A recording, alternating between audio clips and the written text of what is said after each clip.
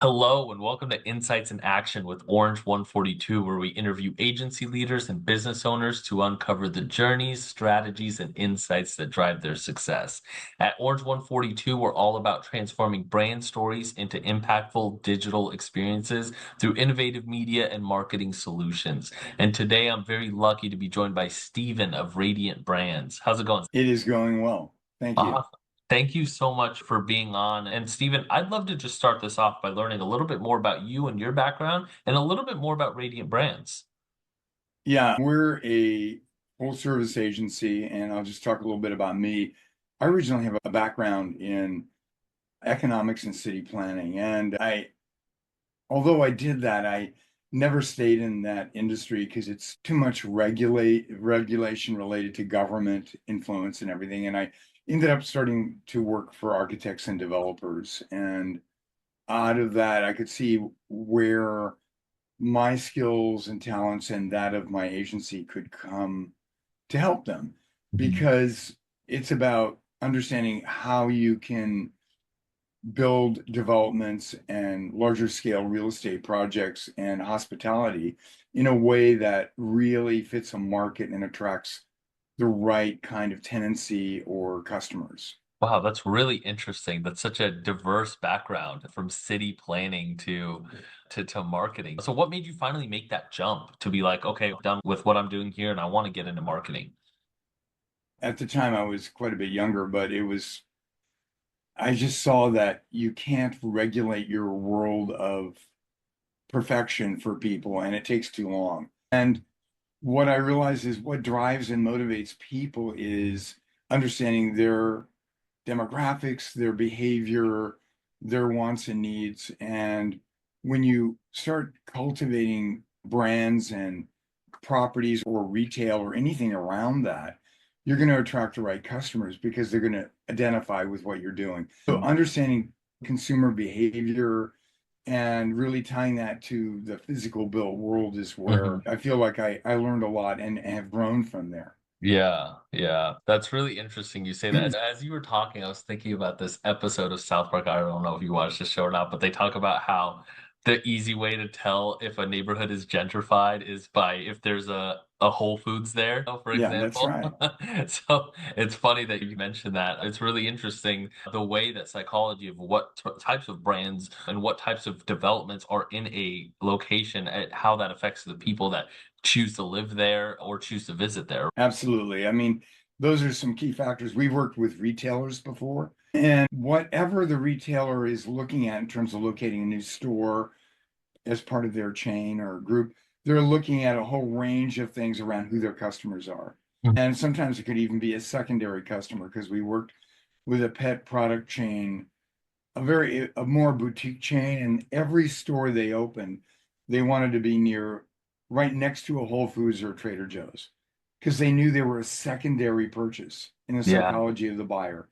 And I was fascinated by that. Like, how do people look at the world they live in a way that they navigate what they want in a Mhm. seamless way? Yeah. And if retailers or real estate developers or even hotels that way, they get the customers they want because they're Yeah. fitting into that profile.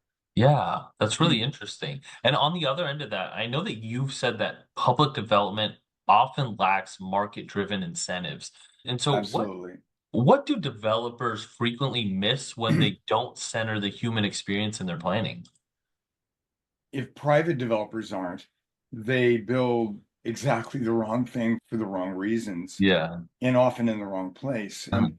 the good and the bad about developers is they're incentivized by doing a successful project and making money from it. So the Mhm. market incentives are there. Yeah. However, they may miss characteristics of a market that could completely have them make the wrong decision. I'll give you Yeah. an example. If there's been a lot of housing built in downtown Berkeley because of the university.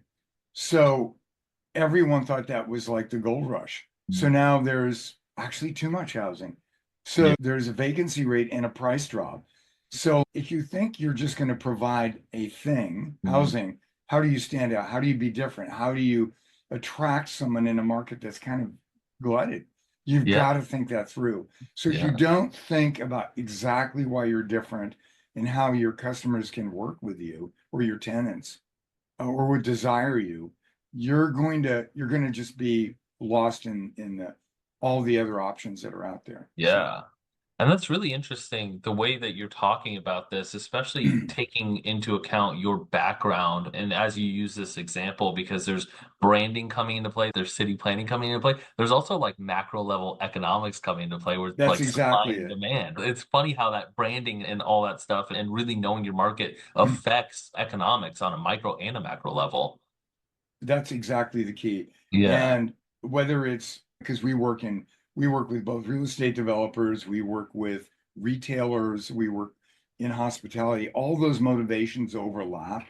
Yeah. And like the most sophisticated clients we've seen understand the nuances of the markets they're in and how customer behavior changes. And Yeah. you've got to really address that in what you're doing Yeah. and not just look at, we can build this for this much and we know that we're near this, therefore we can make this much money because you may be missing something. Yeah, exactly. It's almost like you use the old supply and demand curve at the top, and then you can, if you know what you're doing, you can kind of mess with the levers on a micro Well, level. that's exactly it. That's how you have to look at it that way. Yeah. Yeah, exactly. Wow, that's really interesting. I haven't thought about it that way before. It hasn't been that clear as just this conversation with you, so that's really cool. Radiant Brands focuses on behavioral branding. What does that term mean in practice, especially when it comes to marketing large-scale real estate projects? Something maybe I know we've touched on this a little bit already, but It's interesting. We've defined behavioral branding or marketing around behavioral economics. And there's been a lot written in the last 10 years on that, Mhm. which is behavioral economics are things that seem counterintuitive. That is, people will spend more because they think they're getting more value. They will make decisions that seem like that's not going to deliver this because their behavior around perceptions drives our market decisions, buying decisions. So that's why I had some experience for about, God, 8 years working in e-commerce marketing UX design.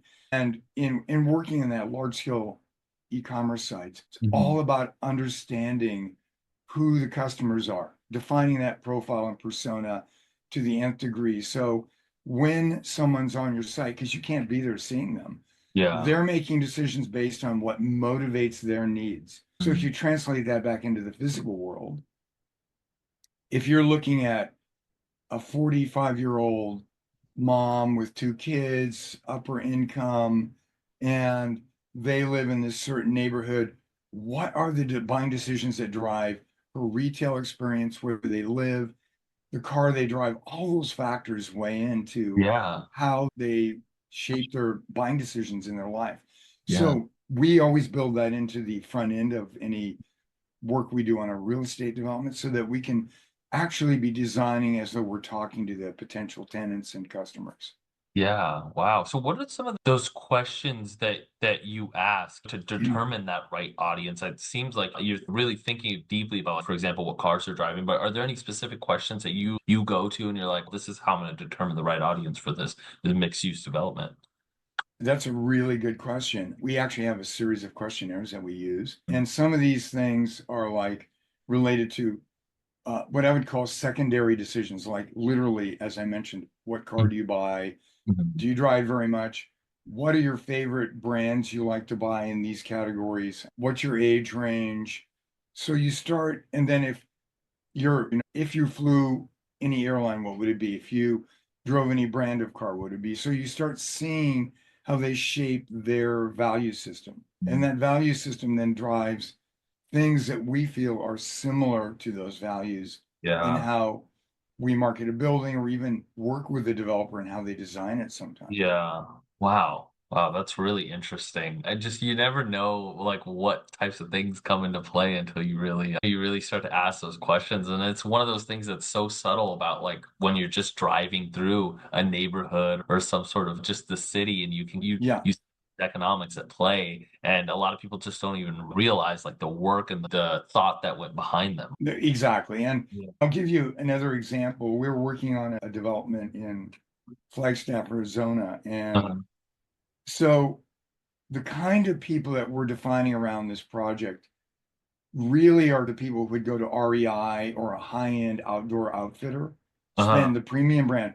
But they're not necessarily the people who are going to go mountain climbing and on all the trails.